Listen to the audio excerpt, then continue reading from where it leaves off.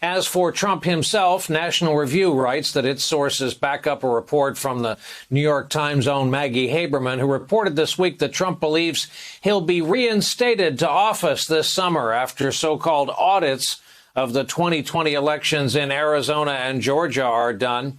Just for starters, that's not possible.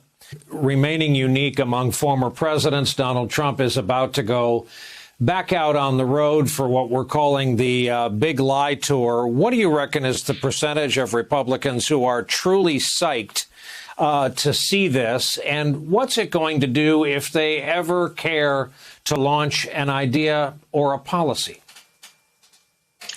Well, it's not a small percentage of Republicans, I can tell you that. About 66% of Republicans have questions about the election, question whether Biden was legitimately elected. And I think what all this chatter about a reinstatement, that the president's allies are putting out there that he thinks he's going to be reinstated in August. Obviously, that's a fiction. There's no reinstatement. There's no clause in the Constitution about reinstatement.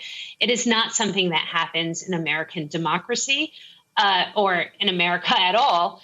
But I think what that really shows us is how these really fringe conspiracy theory ideas promulgated by Donald Trump have moved to the mainstream of the Republican Party. And I can tell you that I spent this week making a whole bunch of calls to Republicans running for Congress in the House and the Senate, largely challengers.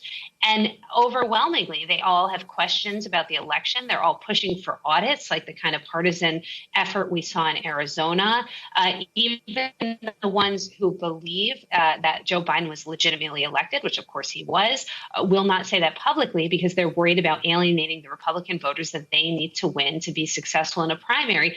So these conspiratorial ideas have taken over the party. And I think there still remains this faction of the Republican Party who believe that if they just ignore Donald Trump and sort of put their heads in the sand and don't talk about this stuff, he will go away and they will be able to focus on the midterms, on the type of issues they would like to focus the midterms on.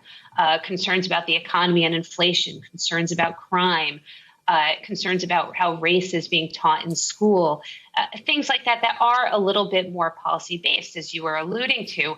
I think for anyone who's watched the past 6 years of American politics, it's really hard to see how that would happen. It's just not something we've seen for the party, and it's not something that a large portion of the party wants to talk about. They want to talk about Donald Trump, and they want to continue to relitigate 2020.